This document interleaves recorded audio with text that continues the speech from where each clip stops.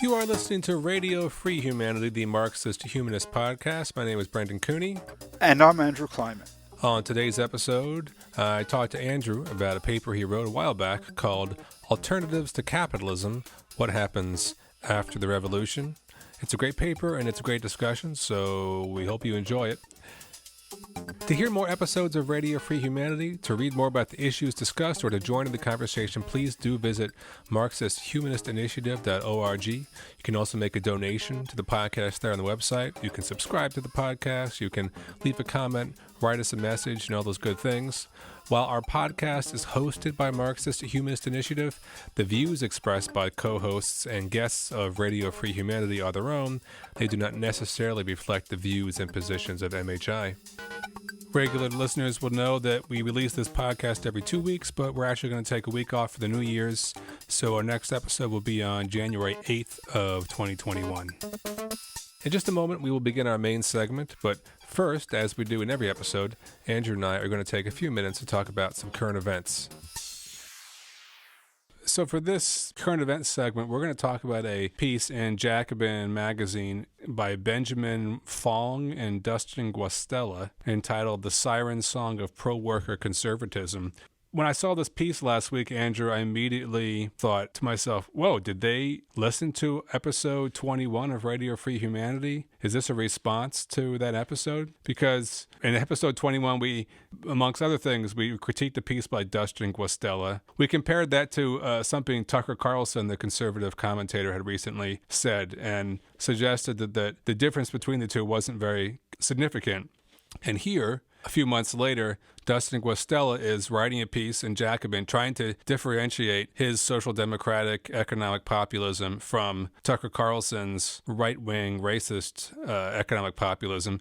And he's got a photo of Tucker Carlson as the image for the article and everything. And I thought maybe they listened to episode 21 of our podcast and this is a response. Or maybe someone else made a similar critique and he wanted to respond. Yeah, I mean, it's kind of interesting because in the body of the piece, there isn't a lot of reference to Tucker Carlson as such. He's mentioned in the second paragraph along with a bunch of other names, but the screen capture or so whatever it is, image used by Jacobin is definitely that of Fox News commentator Tucker Carlson. So, I mean, to me, this is absolutely amazing that I don't know how many words they spent. It's thousands and thousands of words, this thing. Yeah, it goes on and on. It goes on forever. And there is absolutely one mention to race in the entire piece, right at the very end, where they say many in the chattering classes are eager to follow Josh Hawley and Marco Rubio, who are Republican senators, in claiming that the Republican Party is now the party of the multiracial working class. That is the entire discussion. You know, I mean, you would read this and you would think that there's no race issue in America. You know, the problem of the 21st century is not the problem of the color line. God. Yeah.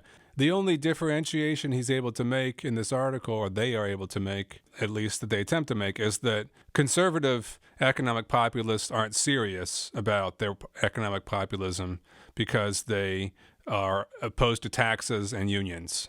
That's like the extent of the entire argument. They could have done it in one paragraph. Yeah. So, I mean, then the question becomes, okay, so if these people are not serious about their economic populism, why are they doing it? And these folks, Fong and Guastella, try to make us think, as far as I can tell, it's a cover for standard conservative, low tax, that kind of policy. There's not any recognition at all that this so-called economic nationalism stuff, it's a cover for xenophobia, racism, and so forth. I mean, is it that they don't know this or what?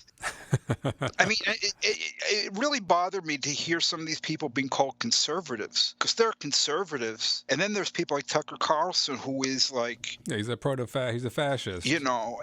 He's not even a proto-fascist. Yeah, exactly, he's just a fascist. Exactly. But this is like par for the course for this particular Social Democratic Party line, which wants to just treat questions of race and as if they are just some sort of culture war distraction from the core economic issues in this very reductionist, determinist way. That's for sure. And I kind of got a kick out of them making fun of these figures on the new right, or referring to them as people who loathe everything woke, which they see as destructive cultural preening, mainly adopted in intra-elite competition for positions and influence. And I was like wondering to myself, what about Dustin Guastella, who wrote on the very day that, George Floyd was murdered, that what the left needs is a simple message built around destroying inequality and providing universal public goods, provided that this is not, quote, paired with an alienating woke aesthetic.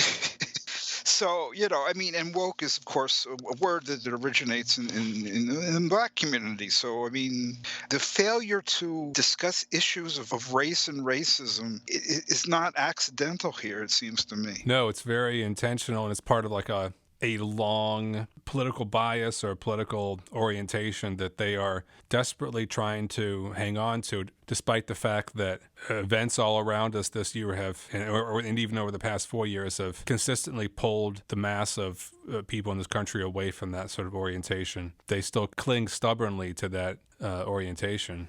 Yeah, and another instance of this that really struck me was when they talk about the Tea Party, which is kind of like a forerunner to Trump, and not just historically. It's a lot of the same people who got wrapped up in the Tea Party became then the base for Trump.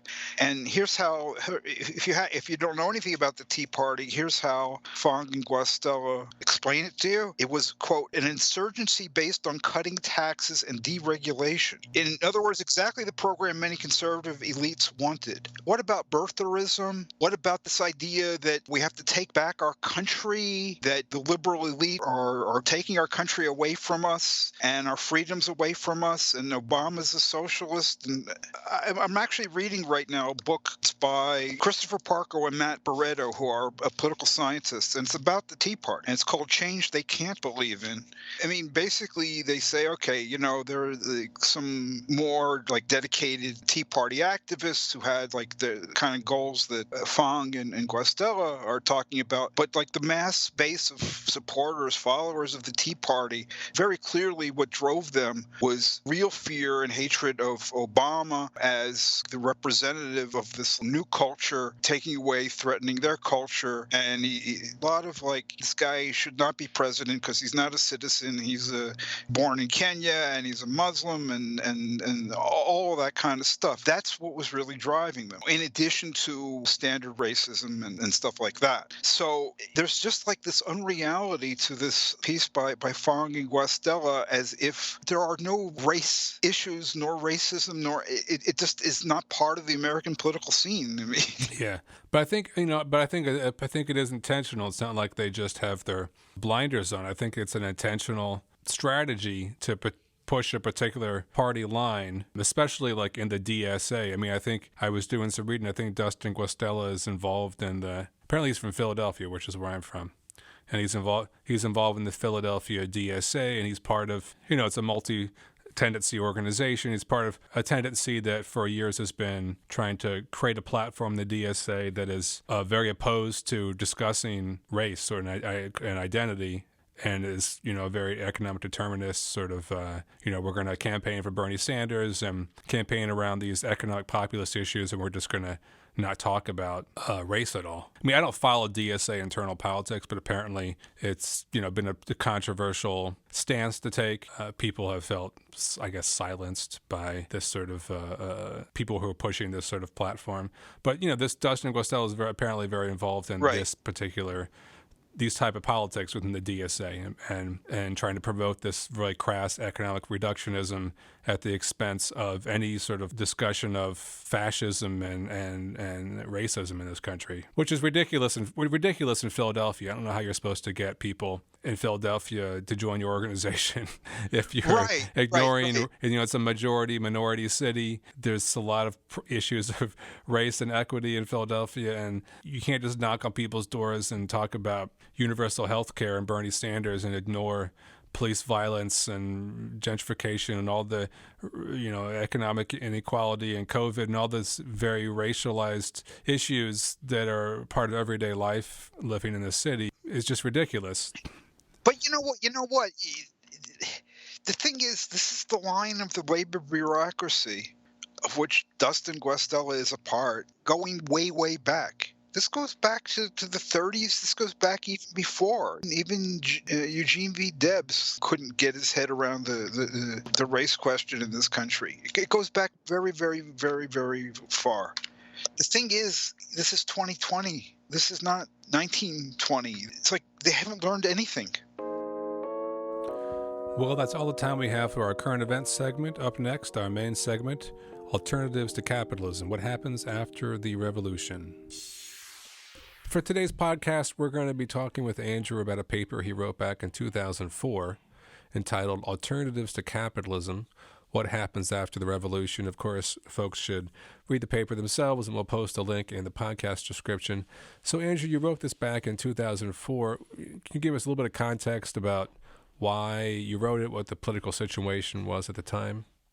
Yeah, 2004 was still really the moment after Seattle. The anti-globalization movement had just come on the scene a few years before, and the slogan connected with that was "Another world is possible," and the slogan "Alternatives to Capitalism" arose at the same time, and there was a lot of discussion of different forms of organization and horizontalism.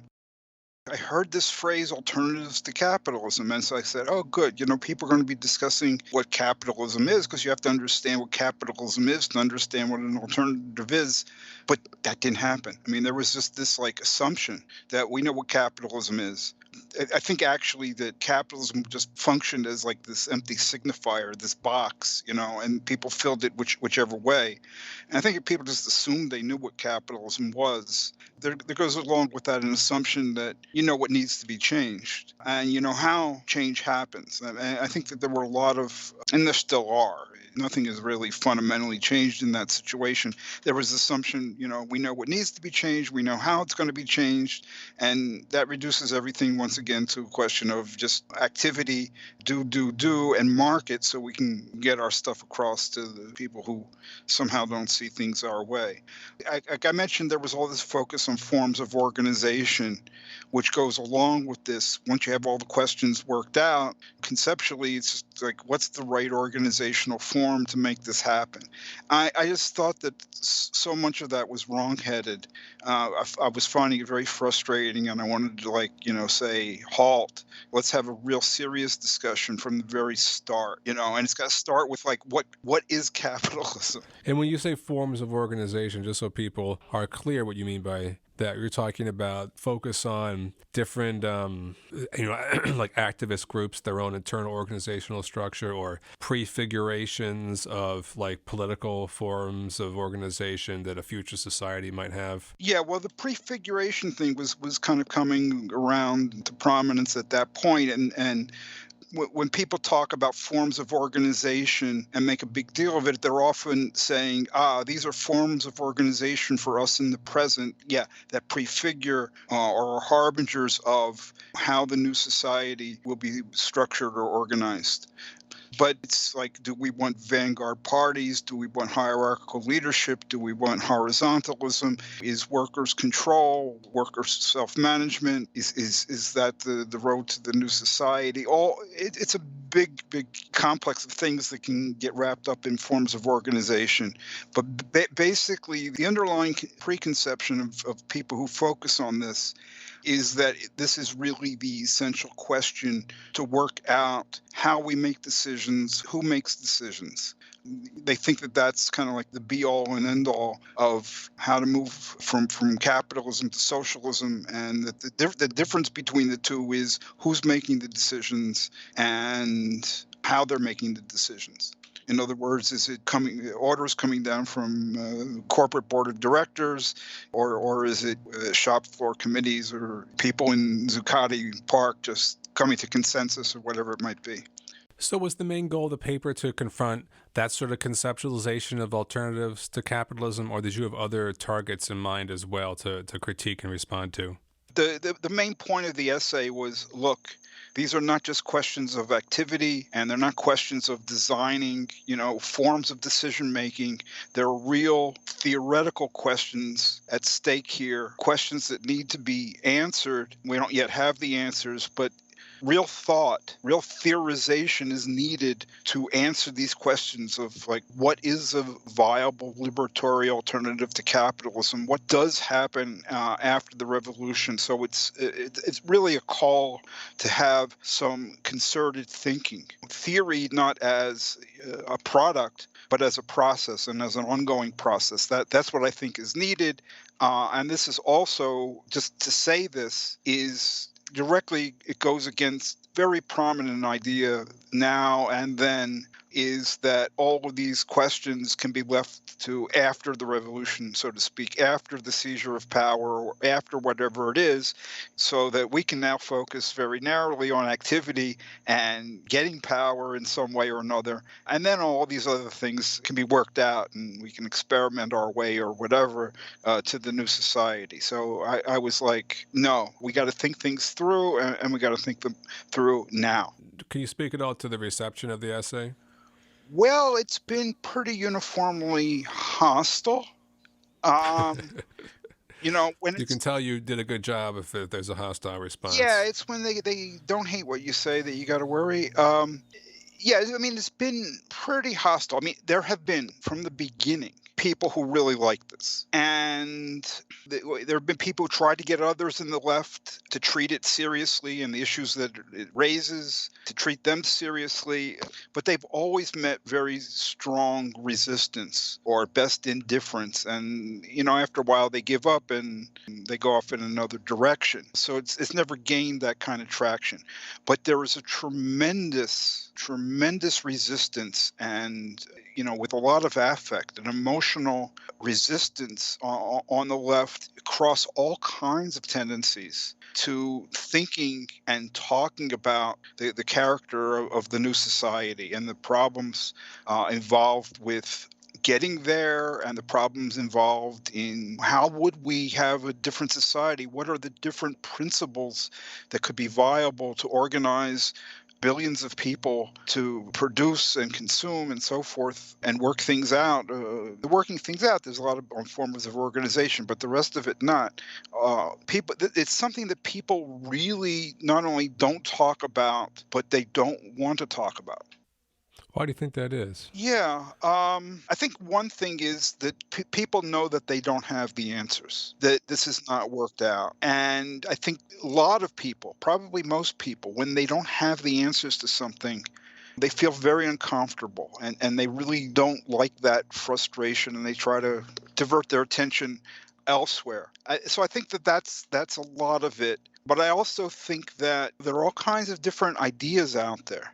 And for your kind of mainstream left, which is, kind of left first, everything's about building the left. And so what you don't want is, if that's your idea, what you want is to create an immediate, broad, but kind of fake and superficial unity. So what you try to do is sweep anything that could be controversial in the left, any differences in views that could be not just stuff that could be smoothed over. You want to sweep that all under the rug for the sake of building the left. Another thing that goes along with that is like, well, that's all far off in the future, and what we have to always do is be practical and focus on, which I agree with. We have to be practical, focus on what we need to do now. I actually agree with that. Not just like dreaming about the future. That's not what I'm saying. But the idea is, well, we know what we need to do now, and that's to get power, right? That's the idea. So if that's the perspective, build a movement that is free of any contradictions that are internally, that are recognized and dealt with. Okay, you're building a fake unity, and you know what the goal is, which is to build the movement and to gain power. You don't want anything to interfere with that. So one of the first things you talk about in the paper is You say, look, a lot of people can actually agree on the ultimate goals of a socialist society, but it's very hard to get any agreement on how we actually get there. The question of transition or change, why is this something that hasn't been theorized and worked out as much? And we're not talking about just in the past 20 years, but like the past 100. Yeah, like basically forever. Right. Well, I think it's some of the things that I mentioned are relevant Right. Is it just sort to of, this. yeah, is it just sort of the assumption that we're focusing on seizing power, and sort of a naive assumption that that is going to be most of what we have to worry about? And the things will just sort of take care of themselves once we are in power? Yeah, well, I don't know if there's even an assumption that things will take care of themselves, just a reluctance to grapple with the fact that it won't work that way. But I think a lot of people, whether they, are into movement building or not, a lot of people think they've got the answers. And this is the entirety of the left. This is not just like vanguardist parties, right? By any means. As I was saying, I think a lot of it is this like real emotional distaste for grappling with questions that you don't have an answer to, you're not even close to an answer to. But there's a couple of other things. One is just a real dislike in some quarters for theory. And we were sort of alluding to it before, there's this false equation of theorizing with dogma, with, a vanguard telling you this is the line, or with utopianism, something like that. And then you get into just plain mythology, which was Plato or Socrates' term, just hatred of reason. I mean, and that's been there since the days of Socrates, and he was saying like, I don't know, but what I'm going to show you is you don't know either. And like, okay, so they made him drink hemlock. So it's been around for a while. A lot of people have this assumption, or maybe a belief, or an idea that some of these problems can be figured out en route. That we don't have to have a total picture of what a socialist society is, or even how the transition to one will work beforehand. But this is something that they'll say the people will make these decisions once they're in power, or will figure these things out as we're struggling for them. And it's not like we believe that there's no relationship between the struggle for socialism and the theoretical ideas that are generated from that struggle, right? So why can't these ideas be just worked out en route? Well, there are a number of issues, but I think the key one is, okay, you've got some seizure of power or whatever it is. And then you're going to begin your new society, and you don't have anything worked out conceptually even, and you're going to experiment your way to an answer. Within 3 weeks, we will have all starved to death. And people know this. And I think this is one of the things that drags down the left more than anything and makes it unpopular, is people say like, well, what is your alternative? How would it work? Is this practical? This sounds nice in theory, but actually it doesn't even sound nice in theory. I mean, that's not real theory. It sounds good as a slogan, but how would it work? And the entire world says this, and the left, consists of the people who are self-selected, who want to ignore this. Until these questions get dealt with seriously, the left is always going to be confronting this problem of the rest of the world knows that it's faking it. So I mean, I think that's just the foremost problem. Is what really comes down to is so much of the left, even the Marxist left, despite the supposed understanding of the primacy of production, they don't think in terms of we have to produce for ourselves day in, day out. And if we don't do that, we're going to starve. They think in terms of distribution. If the stuff isn't produced, it can't be distributed this way or that way or the other way. And if you don't have things worked out, you're either going to be producing on a capitalist basis, or we're going to have complete chaos.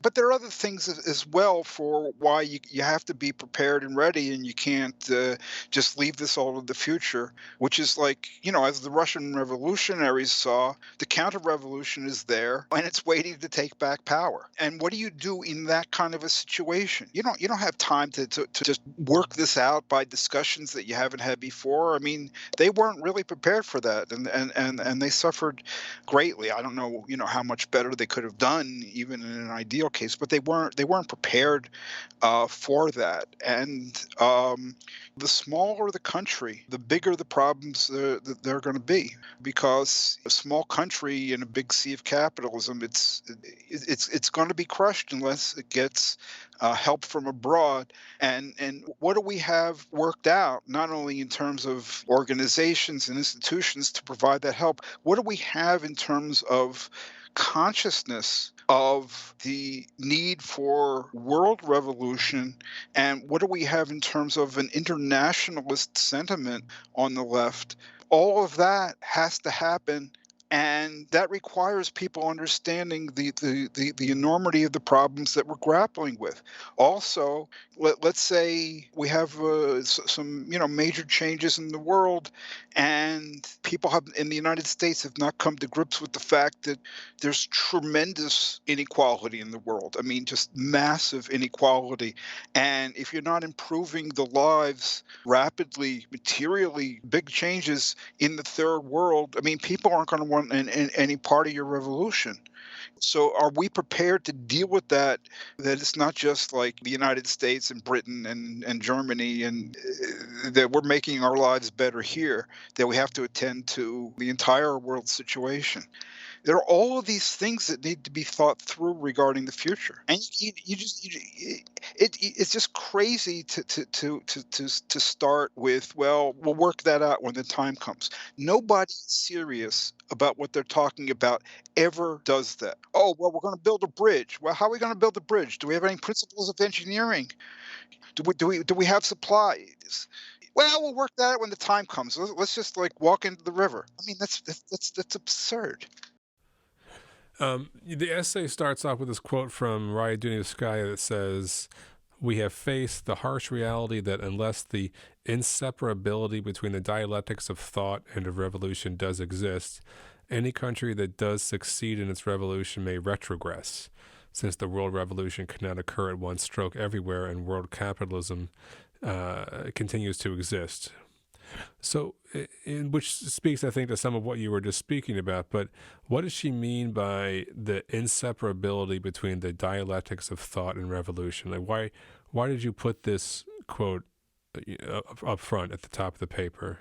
Yeah, it is in a more general sense what I was talking about in terms of particular examples. But what I think she's saying is that thinking as a process, not particular thoughts, but the thinking as a process, the dialectic of thought, needs to be an integral part of the revolutionary process. The revolutionary process is not just like taking over activity, building things on the ground.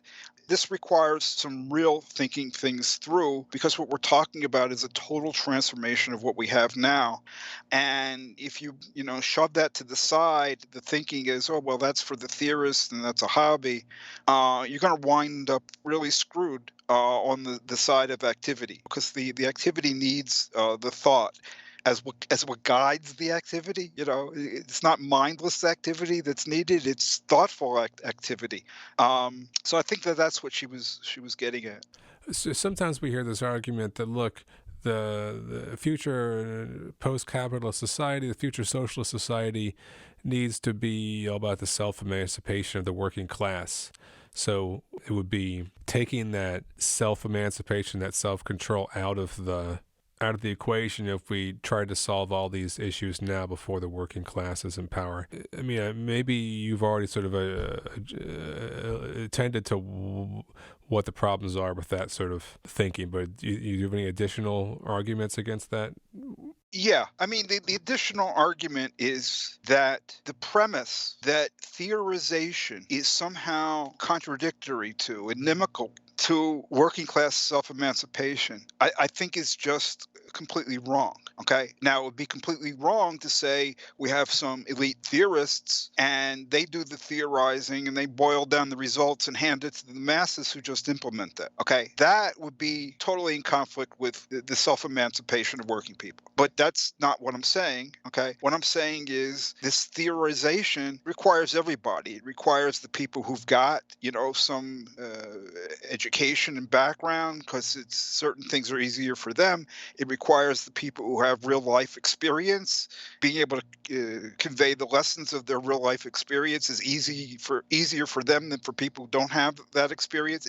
It needs a lot of people, and the theory has to, putting it in Marx's language, it has to grip the masses so that it can become a material force. So I'm talking about a whole process that involves the entire movement, the entire struggle for social change, and that's what's needed for the self-emancipation of the working class. It's not anything in conflict with it.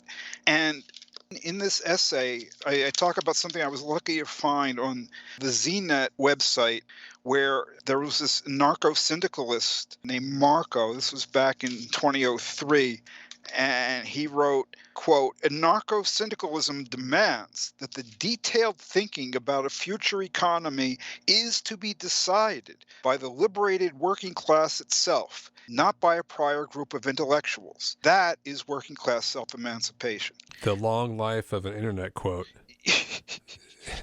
What do you mean by the long life of an internet quote? Well, we're still discussing his comment 16 years later. Well, the reason I want to discuss the comment is I think that it gets at the crucial flaw conceptually with this whole idea that theorization is in conflict with working class self-emancipation. The phraseology is just so unmistakable here, signaling a red light. Detailed thinking about the future economy is to be decided. Now, nobody talks like that. Nobody says thinking is to be decided, but he wrote thinking is to be decided. Why? Because anybody who's for working class self-emancipation says that the decisions have to be those of the workers themselves. Okay, but then to say only they, and once they're in power, should do any thinking, that's entirely different. So decisions, policies, that's for working people themselves. But you can't shoehorn thinking into this old problematic of who decides. Everybody thinks. There's not a human being alive who doesn't think. So just to put thinking into this mold of who is making the decisions, and we have to make sure that these alien forces are not making decisions for us, you can't put thinking in that category. Yeah, you can't attach ideas to people to account for the validity of an idea. It has to be evaluated on its own terms. Yeah, I know. So what you're saying is, maybe some things some intellectuals say might have some validity and be recognized as such by people who are not intellectuals, working people, and so forth. Why deprive them of the ability to have that resource that they can turn to? One of the things in the paper that was interesting, I thought, was your discussion of this notion that we often hear that Marx opposed drawing up, quote, blueprints for the future. And that's used to dismiss the need to do just what you were talking about now, to talk about how to get to a socialist society by appealing to the master himself. So, can you walk us through your understanding of this claim? Right. Okay. Marx did oppose blueprints for the future. There's no doubt in my mind about that. I mean, for instance, in Capital, he lampoons certain things and he calls it recipes for the cookshops of the future. He's not about to write down recipes for the cookshops of the future. Earlier in the Communist Manifesto, he talked about the second generation or the third generation, the followers of the great utopian socialists, as building castles in the air, just like complete plans. So he didn't use the word blueprints, but it's close enough. Well, one of the things I think you do well in the paper is to contextualize more specifically, like what types of blueprints Marx was critiquing. Like these people weren't just making very general or abstract statements about capitalism and post-capitalist society, but some of them had extremely specific and detailed plans. Right. So I don't remember the details because it's so detailed. It's so much of a blueprint. You have to go consult the blueprint. Charles Fourier stipulated how large each community, or what he called phalanx, will be, how it will be laid out, how people will dine, and with whom they will sit, and who will do the dirty work. And he said it's got to be youngsters aged 9 to 16, composed of one third girls, two-thirds boys. Yeah, that's a blueprint. Now, so Marx opposed blueprints, but he didn't oppose, and in fact, he engaged in thinking through, what the new society would be, either directly, like in the, or would have to be. He did that directly, for instance, in the Critique of the Gotha program. There's some of that in Chapter 1 of Volume 1 of Capital. More frequently, what he did was criticize capitalism, but that criticism isn't just negative criticism. It's implicitly a discussion of what the new society has to be, because the new society has to be different. So it's like, here's what we got now. Don't do this. So there's this myth, and I don't know how the myth got started or who started it, that Marx was only a critic of capitalism, and he just engaged in immanent critique, and he didn't talk about the future. He didn't talk about socialism. Even if you ignore this issue, that all of his critiques are implicitly about what has to be done differently, even if you ignore that, he wrote a lot about the new society if you put it all together. Right, right, right. Another thing you talk about in the paper is the fact that this question of what happens after the revolution is often obscured by talking about a period of transition or a transitional society.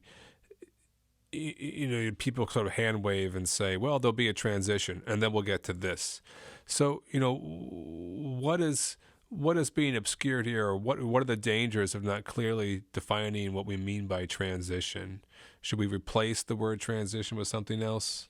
Well, I think that from the standpoint of Marx's thought, transitional society doesn't even make any sense. I mean, obviously, something comes in between, nothing happens all immediately. But the idea of a transitional society, an in between society, somewhere between capitalism and socialism, or what he called the lower phase of communism, I don't even think it makes sense. But the real danger is the one that you mentioned when you talked about hand waving. Okay, people talk about a transition, and that covers over the fact that they are actually talking about nothing. Okay, it covers over the fact that they don't have anything. I don't know. Have you ever seen this meme, which got started on South Park, about the gnomes who are trying to run a business? No, I don't think I have. No, okay, so the gnomes, GNOMES, right? They've got a business plan, a 3-step business plan. Step 1, collect underpants. Step 2, question mark. Step 3, profit.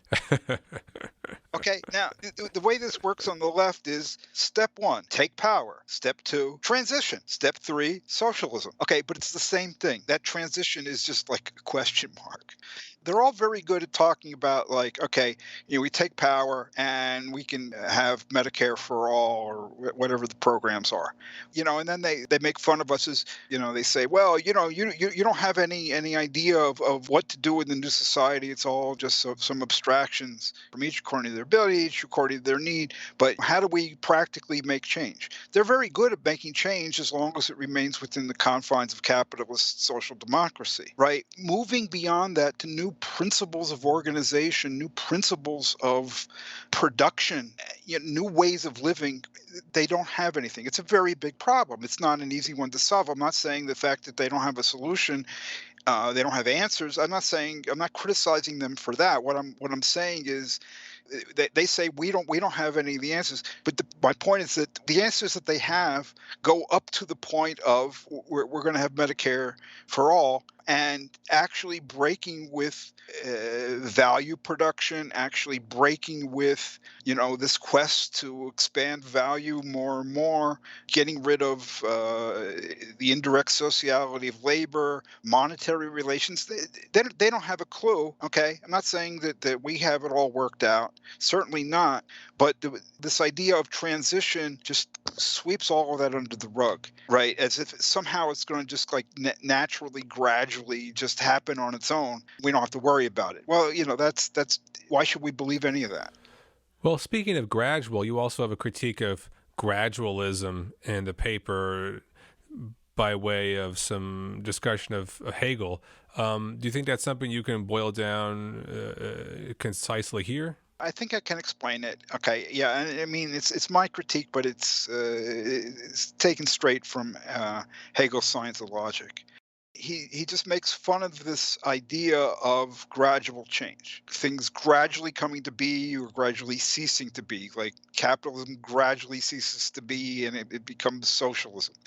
His point is not that things always happen abruptly. No, that's not the point at all. Okay, he's not denying that some things happen gradually. What he's talking about is, can you explain the change? Can you understand the change? And when you say, oh well, it happens gradually, you're not explaining anything. But the way talk of gradualness functions, it functions as if it's an explanation. People hear this and they think they're getting an explanation. And Hegel says that's because it's picture thinking. You can almost see the change happening before your eyes. So people say, oh, it happens gradually. And you can imagine that. It's like sand through the hourglass. These are the days of our lives, right? You can sort of picture it happening, and that assuages people. Okay, you think you're getting an explanation. You think you're understanding how the change is going to take place. You're not. But the notion of gradualness creates this mental picture which substitutes for the needed understanding.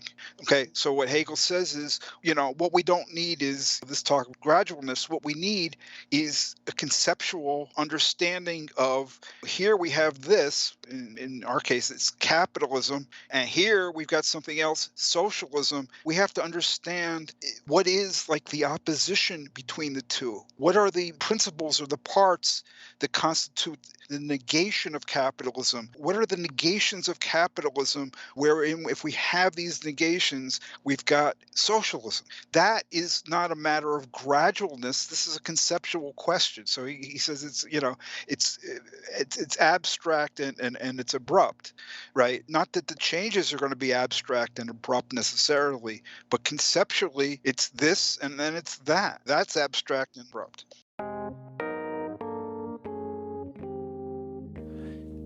In just a moment, we will continue this conversation and get into Andrew's discussion of directly and indirectly social labor at the end of his paper. But first, as we do in every episode, we're going to hear a few words from Anja Clark, Organizational Secretary of Marxist-Humanist Initiative, the organization which sponsors this podcast. Marxist-Humanist Initiative, or MHI, aims to contribute to the transformation of this capitalist world by projecting, developing, and concretizing the philosophy of Karl Marx and its further development in the Marxist-Humanism articulated by Raya Dunayevskaya. The ongoing COVID-19 pandemic and today's many other social, political, and economic crises make this a moment to engage people in discussion of these ideas. In the U.S., we are faced with the threat of Trumpism triumphing, an all-out authoritarianism extinguishing our right to carry on these discussions. Yet at the same moment, the multiracial movement for Black lives has spread to every corner of the country and the world, launching a flood of activism and new ideas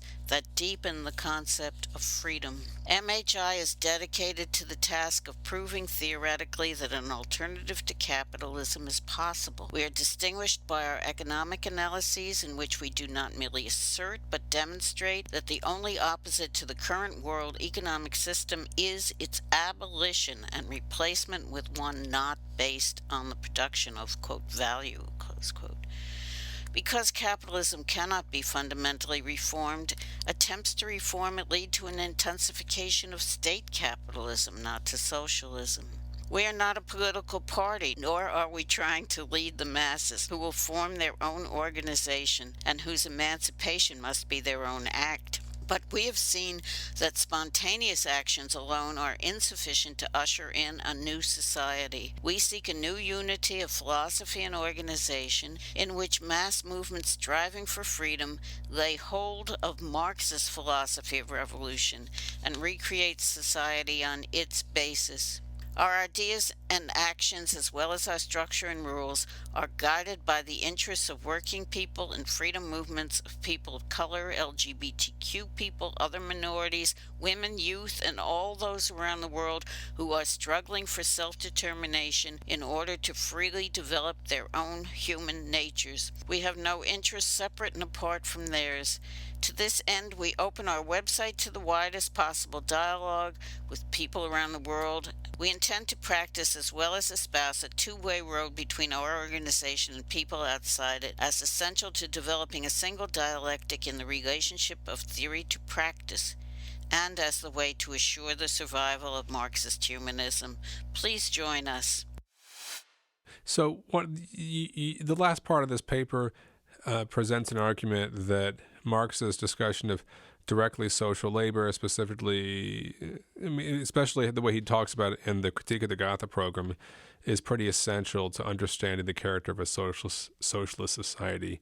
So maybe we can go through some of your argument there here, and people should read the paper, and they should read other things that you and others have written on this topic that we can link to as well. But first, what do we mean by directly social labor?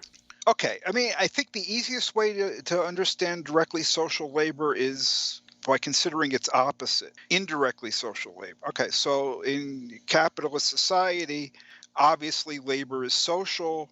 People work together, they don't just work on their own. And more importantly, we're producing for others, right? So we're not just producing for ourselves. So the labor is social, but it's only indirectly social because an individual's act of labor does not count at the level of society. The work that people do does not count as labor directly. It only counts indirectly. For instance, there has to be a demand for what they produce.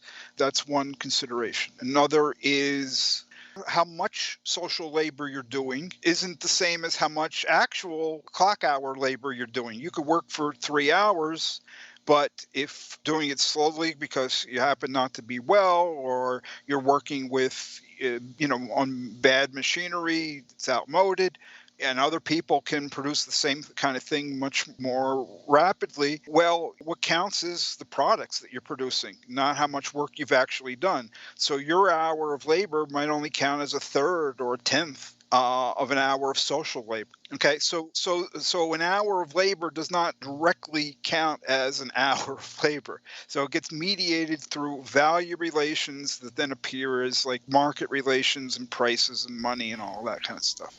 I think it's important for people to understand that the way you're describing the concepts of indirectly and directly social labor are a little bit different than sometimes the way they're characterized by other people. So the way you're talking about it is that someone's labor is indirectly social if it's not immediately counted as social labor, depending on the actual amount of labor that's been performed, but it's mediated through these different things like its relationship to average productivity or relationship to demand. But oftentimes other people will characterize indirectly social labor as just labor that's mediated through the market, and the market is sort of the essential aspect of what makes it indirectly social. No, the market is just the consequence, the expression of this. It's the expression of the fact that not all labor is equal. All labor is not directly social. It does not count equally. As long as you have a society in which all labor does not count equally, and that's any society that is oriented to the production of value, to producing more and more abstract wealth. If that's your goal, more and more wealth in the abstract, not to provide for people's needs, but to accumulate wealth, if that's the goal, then you cannot have an hour of labor counting equal to another hour of labor, as the rule.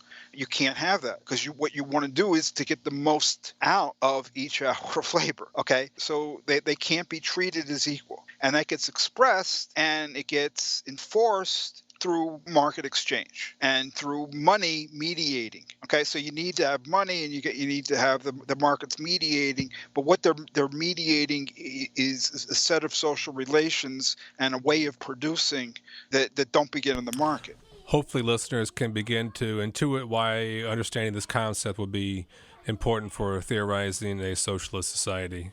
I like to think of it in terms of like George Orwell's Animal Farm. I mean, they begin, all animals are equal, right? And then they end up through this process of retrogression. All animals are equal, but some animals are more equal than others. 4 legs good, 2 legs bad becomes 4 legs good, 2 legs better, right? And the pigs are standing up on their hind legs. So I like to think of it in those terms. In capitalism, all labor is equal, but some labor is more equal than others, right? In other words, in principle, all labor is equal because you say, okay, well, we have got value relations. So equal values exchange and labor creates value. So all the labor is equal. Produce so much value, it exchanges with that much value. But that's indirect. It's not the concrete individual person's hour of labor that's exchanging equally with another one's. It's already gone through that mediation whereby what is going on is, no, your labor doesn't count. You're inefficient. You're in a low productivity place. Your hour only counts as a tenth of an hour. So all labor is equal in the abstract, but some labor is more equal than others. What we need is a society in which all labor is equal, period, right? And the really important thing I think about this is Marx said, look, there's a lot of things that the new society will not be able to accomplish on day one, or even year one or decade one, right? For instance, the famous from each according to their ability to each according to their needs. That's a long way off. But this is what he says is going to be different about the new society. He talked about the lower phase of communism. This is what is going to be different from the very start. This kind of is like a permanent feature that distinguishes the new society from capitalism. It's the direct sociality of labor.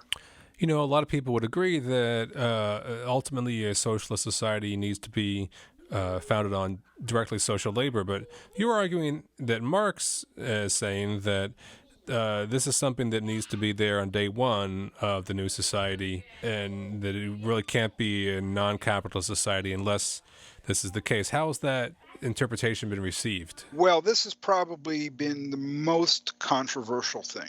And from 2 sides. Well, actually 3 sides, every side. Very few people really agree with Marx here. You got the people who think that none of this is worth talking about until technological change comes to rescue us. We can't really solve these problems because they're all due to scarcity. As long as scarcity exists, we're going to have this inequality and we're going to have value relations and all the rest. So eventually technology will come and create plenty, and that's what will really free us. And then there are the others who think that even without massive technological transformation, right now we can somehow introduce the principle of from each according to their ability to each according to their needs.